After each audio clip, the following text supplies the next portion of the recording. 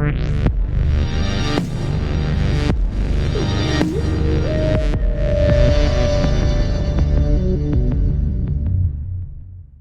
everyone, Zaras here with a new video. So this will be the second ultimate guide to Terra Mystica. This time we will consider Darklings. Hope that you will be interested in this video. I know many people find Darklings, think Darklings are easy to play, but actually I think it's one kind of a faction that is easy to learn but really hard to master. And in this video we'll try to see why and how you should approach them. I've decided to try to arrange things a little different this time. So what we'll have is a video that is break down into many smaller parts. So that will be a series of video actually that will altogether constitute the Ultimate Guide to Darklings. I shall release these about every 2 days. So it will be shorter video, maybe I hope more convenient to watch. So without further introduction, let's start with part 1, which we'll consider now.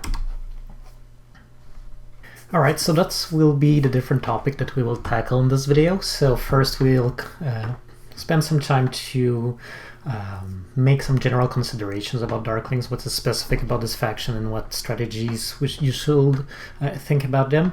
Then we'll consider what's the ideal setup for them, starting spots, your plan, your usual building orders, and kind of alternative opening that you can do. So without further wait, we'll start with the general considerations. So Darkling are known to be a very powerful faction, and rightly so, I think. And the main reason, of course, for that is their ability to convert a priest into a spade. So that's a very cheap cost for a spade. I mean, it's usually 3 power. If you look at the power bar, it's 3 power to get a priest, and 4 to get the single spade, 6 power to get a double spade. So Darklings always get spade at the cheapest power cost in that sense. But also it's much more convenient to produce your own spade rather than being dependent on the power bar. It will give Darkling much more flexibility in the early round of the game. So yeah, this ability is good in itself, but it's not just good economically, it's also good in terms that it produces points. So you'll use a bunch of priests in the game, sometimes between 10 and 15. So that's can represent really a lot of points. So that's really, this feature is the main reason why Darkling are strong, but especially because it can be combined with their Sanctuary. So their Sanctuary, yes, it's expensive. It costs 10 coins rather than only 6 for the normal faction, but it produces 2 priests. And 2 priests, so it's like getting the double spade every time and getting 4 points at the same time. You know, for Darklings, it means it's a very powerful building. I know I've heard one time that Sanctuary was not just a good building for Darklings, it was the reason why Darklings are good. I think it's Steve who said that, and I totally agree. I mean, and the stats kind of confirm that. The Darklings who build their Sanctuary in round 1, 2, 3 do much better than when they don't build their Sanctuary at all. So Sanctuary is a very important building because it helps you to produce priest, and priest both produce economy, produces spades, it helps you to expand, and produces point, it helps you to score. And that opens up already like the 2 main strategies that Darkling can take, or 2 of the 3 main strategies that Darkling can take. Since they get a lot of spade, they can expand. Darkling can be a very strong economic faction. It can be played as a strong economic faction. Playing for network is definitely one way to play them.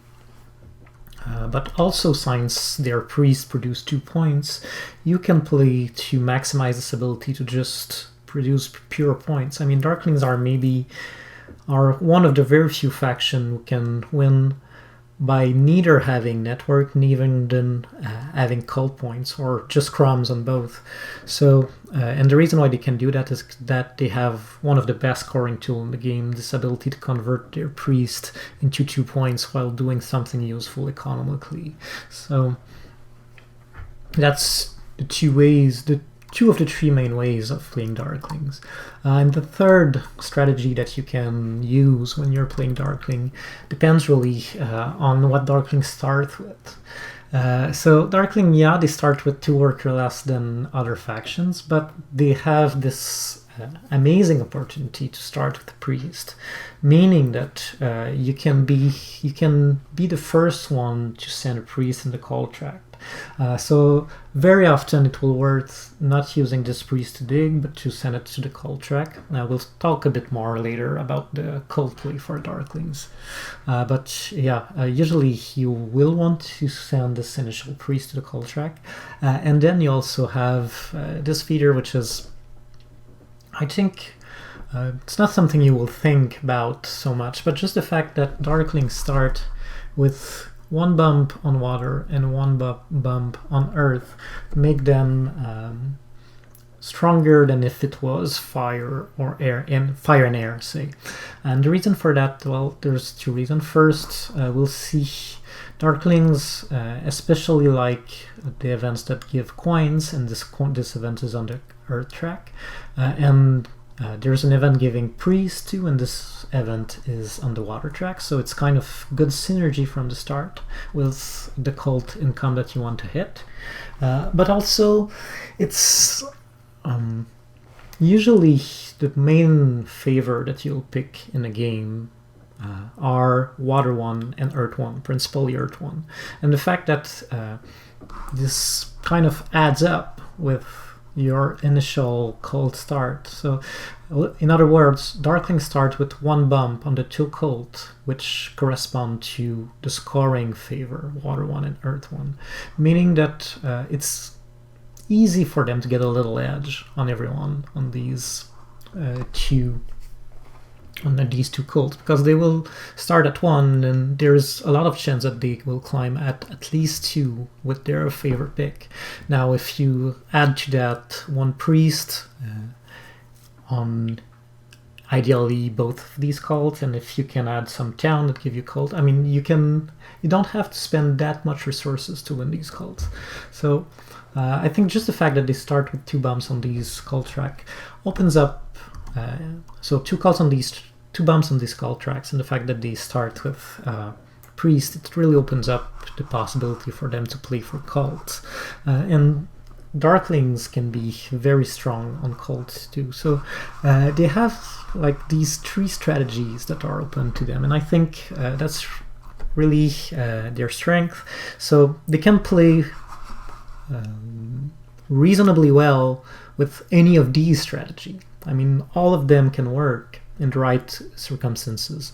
So, but not only that, so all of these can work, but also you have to think here that you have then much more flexibility, and perhaps I think that's the strongest way to play Darklings, to kind of not commit yourself too early to one of these strategy and just let the play unfold and find which will be best in this strategy. So this kind of flexibility, this kind of delay, which help you to just pick the best for this game, depending on what others do, I think contributes again to make Darkling a very, very powerful faction. Lastly, I think we can mention their stronghold. So their stronghold, it's not one of these strongholds that give you a durable economic advantage. It's a one-shot deal, so definitely it's the kind of stronghold you want to build late. I would say no earlier than round 5, definitely ideally round 6. I mean, it's nice converting 3 workers to 3 priests, but you have to have enough worker to make it worth. You have to have enough economy, I guess, also to make it worth. So often, I mean, you don't build at the stronghold that often, very often I would say. It's more of a gadget than a go-to strategy, say. Instead, of course, if you play with landscape, the stronghold is a bit stronger. I've noticed that I play the stronghold much more often with the landscape because it adds a structure, especially if you intend on playing on network. It seems that the stronghold then gain value. All right, so that concludes our general considerations for Darklings, and we will move to our next topic. Alright, so let's consider our next topic, which is what is an ideal setup for Darklings. So what do you look like for a setup in Darklings? And actually, Darklings are known to be good in almost any setup. So yeah, I mean, they are not optimal in every setup, and we'll try to see what makes them better. But they are a very resilient faction, and often they can play reasonably well in most setup. But still, to have like a bit more idea of what makes them really good, let's consider a different point about what makes a good setup for Darklings. Darklings, I would say, have a lot of friends. They can usually get along well, especially with Engineer and Dwarves. So the Grey faction are really good for Darklings. They often get a lot of power from them, but also often give back a lot of power to them. Usually it's kind of an alliance in which both Black and Grey faction benefit, but it's not rare, especially with Engineer, that Engineer benefit more than Darkling. So we'll talk a bit more about how to handle that in the starting spot section of the video. But otherwise, Chaos Magician, you can have some kind of friction with both Chaos Magician and Green faction, but usually it's quite alright. Not as good as Grey, but still usually a good neighbor that won't be in your way. Neutral, so the Yellow faction are not as bothering as they are for Alchemists, so I've more consider them as neutral. Don't really help you, they don't really harm you. And the bothering faction, so I didn't like for Alchemists, many of these factions are enemies, are a real threat to you if they are in the game. But as Darklings, I mean, you could face these three factions and probably still be alright, you know. It's very resilient faction that can do well in most opportunity, in most different setup. So yeah. In terms of tracks, so Darklings usually what they will do, we will come back later to their usual building order, but usually they do a temple, they do a sanctuary in round 1 and 2, and then they do a bunch of dwellings. That's their kind of normal development order. Meaning that the sanctuary is expensive and dwellings are expensive in terms of coins, especially. It means that you will look like for sources of coins, and any source of coins on the track will mean usually that it's a good track for Darklings.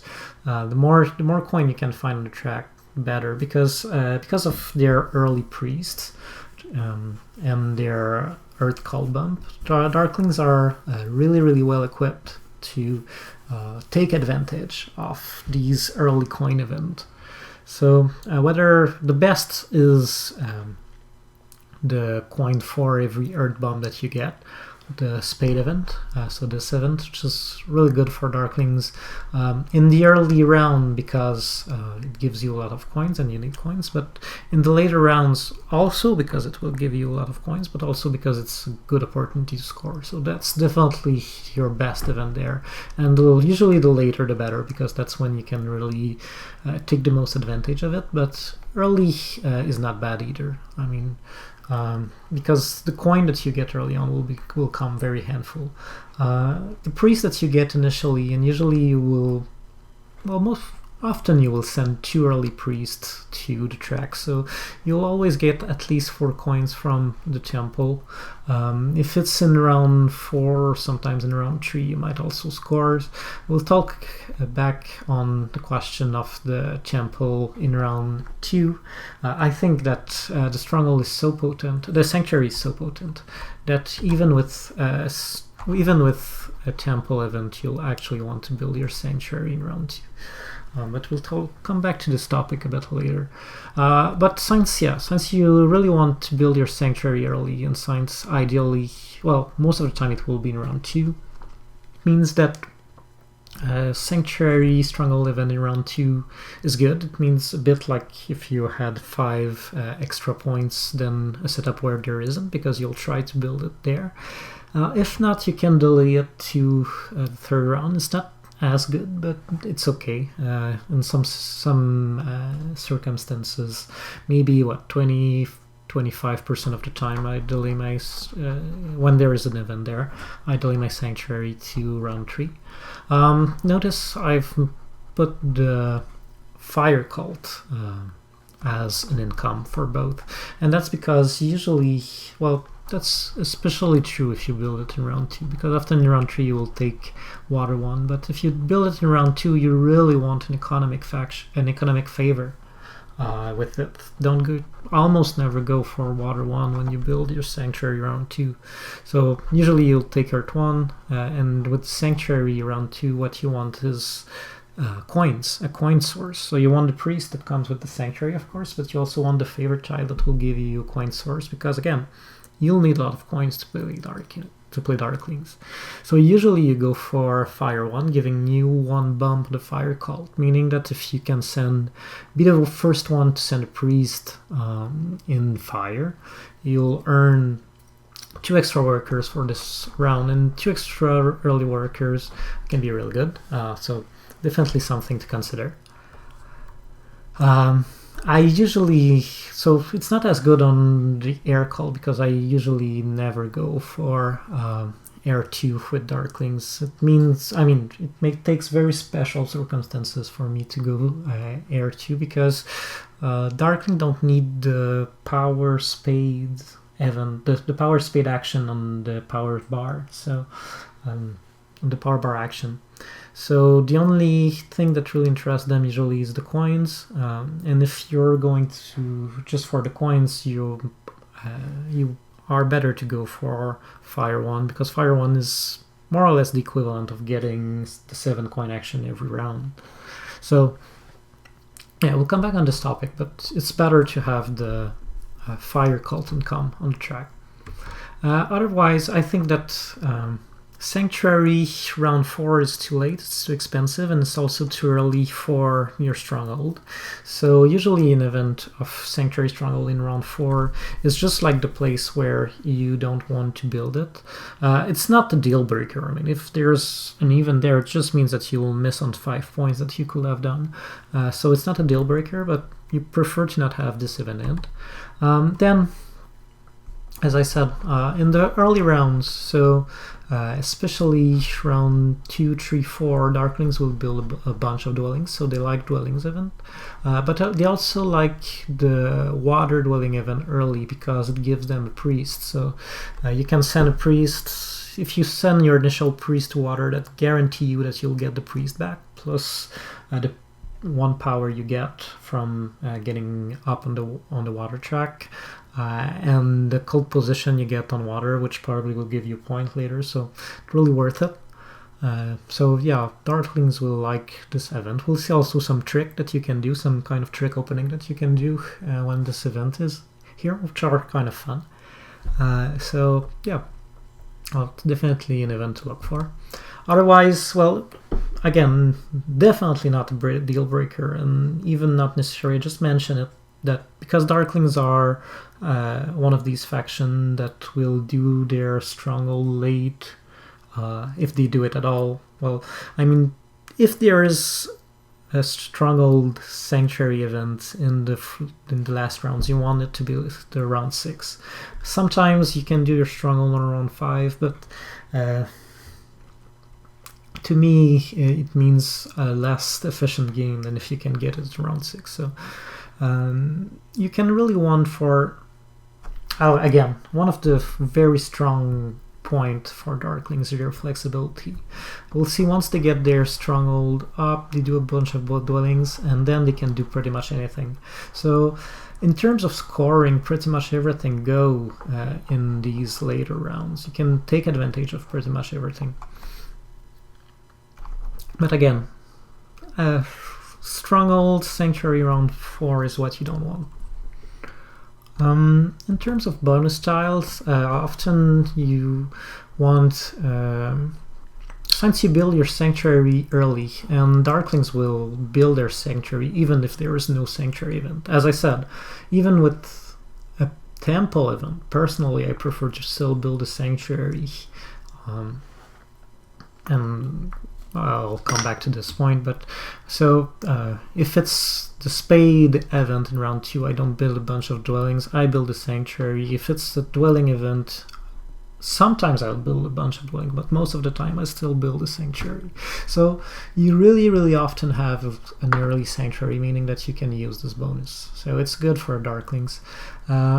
Then the past dwelling is pretty good too, because again, after round 2, once your sanctuary is up, you'll build a bunch of dwelling. Priest is nice. I mean, you will get more than other faction out of the priest, but it's really not a deal breaker. I mean, sometimes I see new player wondering like, oh, there's no priest bonus in this game, does that mean that Darklings are not good? It's really not much of a factor. It's nice. You get more out of this bonus than others, and often late you will be the only one who will be interested in it, when there will be like 3 coins on it or something.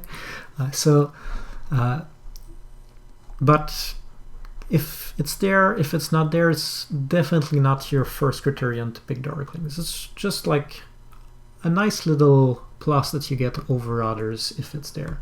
However, much more interesting, and again, it's far from being necessary, but it's more interesting to play Darkling when there's no spade bonus. And same things can be said. You see, like all these events, they don't have spade income, called spade income. So in game where there's a low amount of spade available, when other player will fight a lot for spades, it means that Darklings are better. And that in these kind of setup that you want to go for Darklings. Again, not a deal breaker, but if they can do well if the spade bonus is there and if there's a couple of spades on the track. But if there isn't, then they have more chance to do even better. Then some nice bonus again, but not, or more like circumstantial bonus that will orient you to our different strategy. We'll come back to this, but these 3 bonus, if this one is in, since often Darklings are pick early, it's often the bonus they get in round 1, and will kind of help again with their early domination of the cult. So often I find this bonus kind of orient me more toward cults when I start with it. The passing shipping means that if you want to exploit it, you have to advance shipping, meaning that you probably go for more network. So it will orient you more toward playing toward networks. While the shipping bonus is the exact opposite. If the shipping bonus is there, well, I mean, it can give you an early opportunity of expansion, so it can be used that way. But it can also be used to just have, like, use one shipping one turn to find your 3rd down spot and never advance shipping in the game at all, since you know you won't do any network. So that's a possibility to use this bonus. But again, not deal breakers, but maybe if one of them is there, or if many of them is there, it kind of makes some strategy a bit more likely to have success. Alright, so that's enough for part 1. I'll see you soon with part 2, where we'll discuss the different starting spots for Darklings. You'll see that this is a difficult topic, a very interesting one. So hope to see you for part 2 of this Ultimate Guide. Bye.